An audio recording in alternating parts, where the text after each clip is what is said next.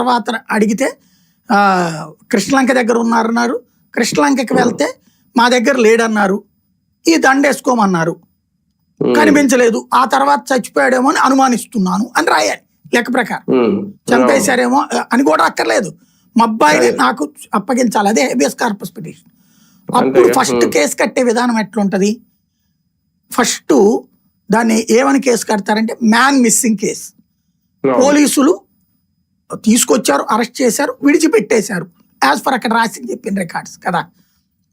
విడిచిపెట్టినటువంటి వ్యక్తి ఎక్కడికి వెళ్ళాడు, ఎనఫ్ అయిపోయింది. దానికోసం దర్యాప్తు చేసినప్పుడు మిగతాయి తెలియాలి. అప్పుడు కానీ ఒకటిసారి ఇందులో సిఐ నాగరాజు గారు కనీసం తనను తాను కాపాడుకోవడానికైనా నోరు విప్పాలి, అసలు నిజాలు చెప్పాలి.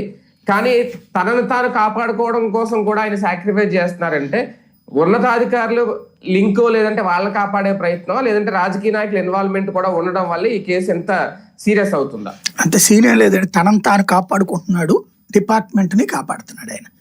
ఇప్పుడు చెప్పేయాలి కదా సార్, ఎందుకు చెప్తాడు? చెప్తేనే పై అధికారులు రేపు పొద్దున అతన్ని కొత్త ఏదైనా చేసేస్తారు, అతన్ని ఏమైనా సరే చేస్తారు. అప్పుడు ఇక అతను బయటికి రానియకుండా చూస్తారు. ఇప్పుడు పై అధికారులందరినీ అతను కాపాడుతున్నాడు, తద్వారా తనను తాను కాపాడుకుంటున్నాడు. బయట వాళ్ళతో ప్రాబ్లం లేదు నాగరాజుకి, ఇంటర్నల్ ఆఫీసర్లతోనే ప్రాబ్లం. ఎందుకు? తీసుకొచ్చి ఇచ్చింది పై అధికారులు, మానిటర్ చేసింది పై అధికారులు, చచ్చిపోయాడని ఇతను చెప్పింది పై అధికారులకే.